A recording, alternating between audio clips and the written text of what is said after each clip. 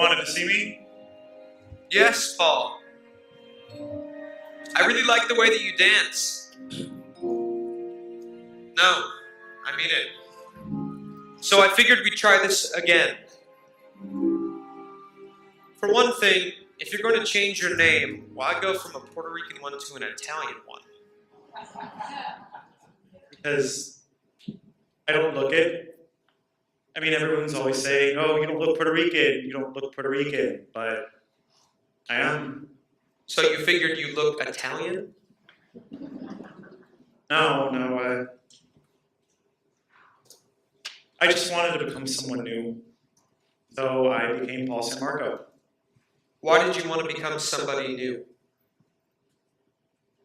We're not all proud of our past. Who is? But that's what the word means, Paul. Past. Yeah, well, that might be easy for you to say. Paul, look. What made you start dancing? Your parents? No. I mean, what do Puerto Ricans know about musical theater? I mean, now they have Channel 47, but back then they didn't have anything. But my father loved the movies, and he'd take us all the time.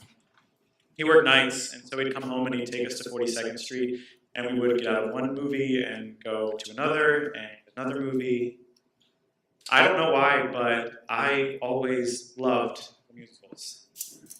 How old were you? About 7 or 8. On 42nd Street? Yeah. It was a trip. Go on. Well, I'd have to move down front because I couldn't see. Well, I wear contact lenses now. And I'd move down front, and these strange men would come down and sit beside me, and they would play with me. I never really told anyone because, well, I just didn't think it mattered. Why didn't it matter? Why? Look, Paul, if this is too hard for you, I have your picture and resume. No.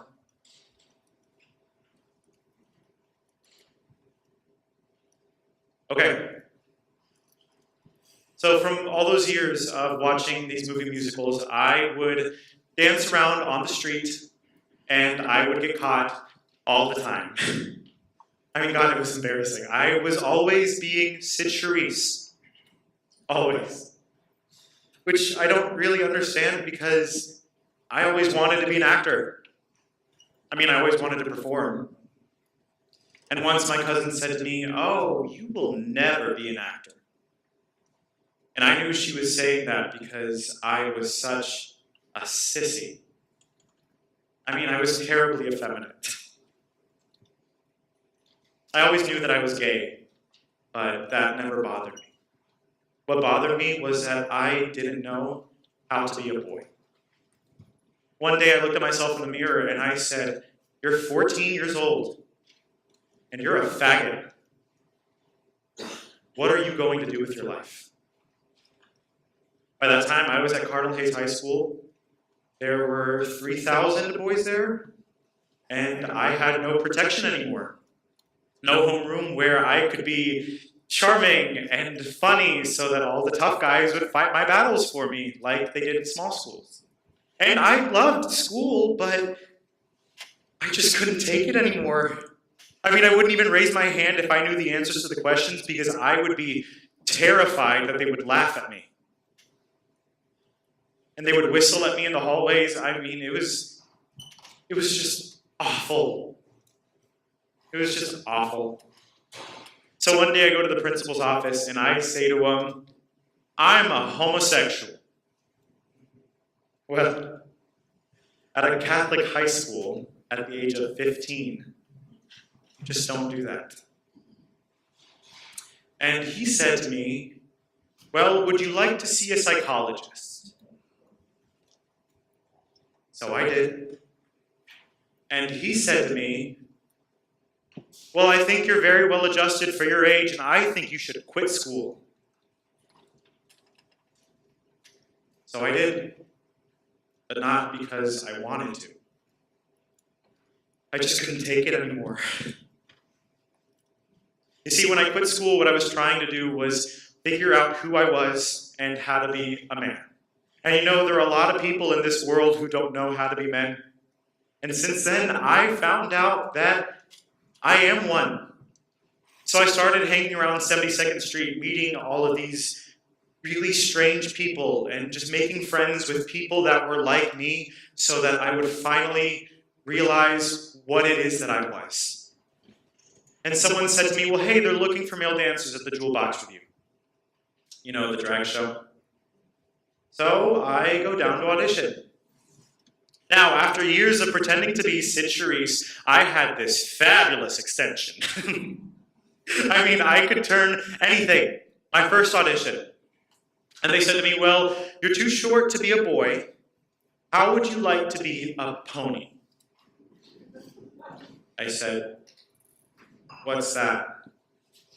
And they said, a girl.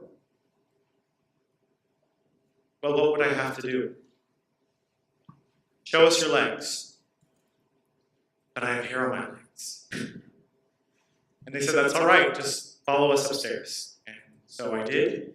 And they hiked up my dungarees, and they strapped on a pair of nylon stockings and high heels.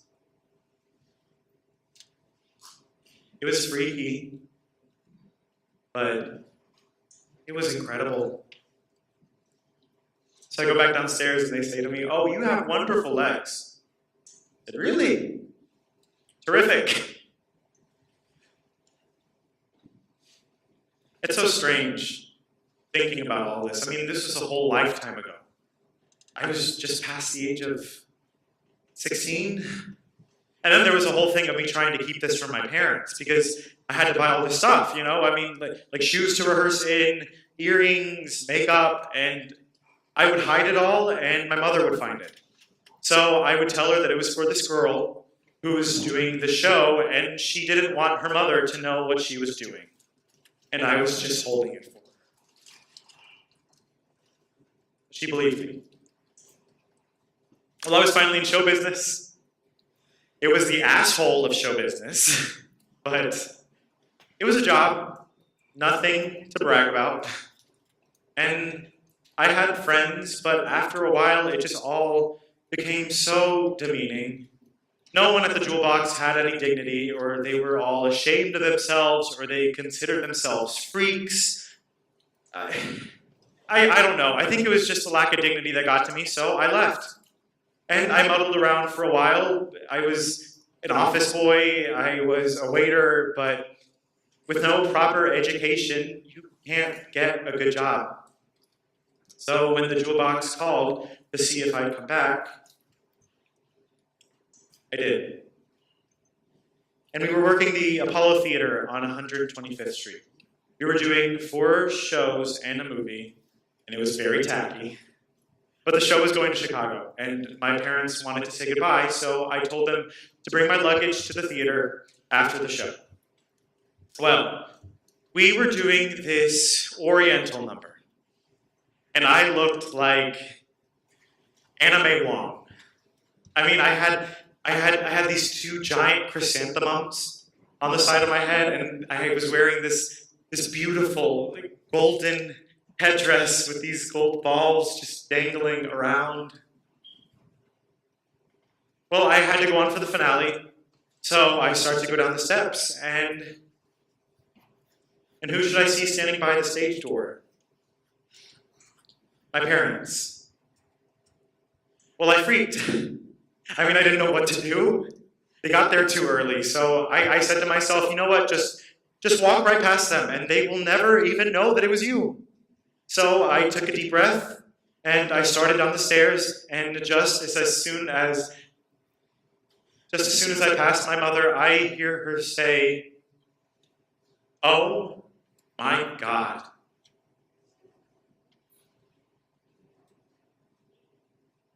Well, I died. But what could I do? I had to go on for the finale. So I finished the show, I go back to my dressing room, I get undressed, I take my makeup off, I take my costume off, and I go back down the stairs, and there I see them. They're standing in the middle of all of these.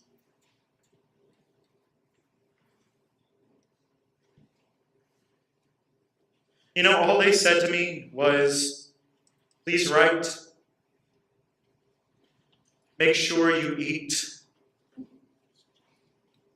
and take care of yourself. And just as soon as my parents turned away, my dad turns to the producer and he says, take care of my son. Well, that was the first time that he'd ever called me that.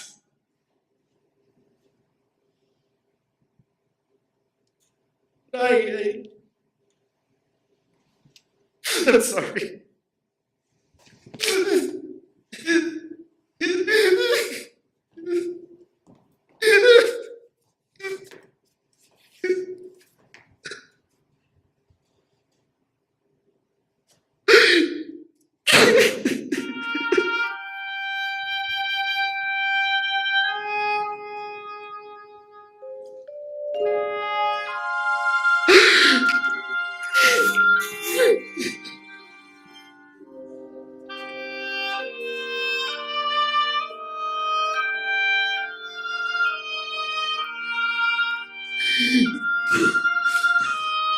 Zach, are you ready for the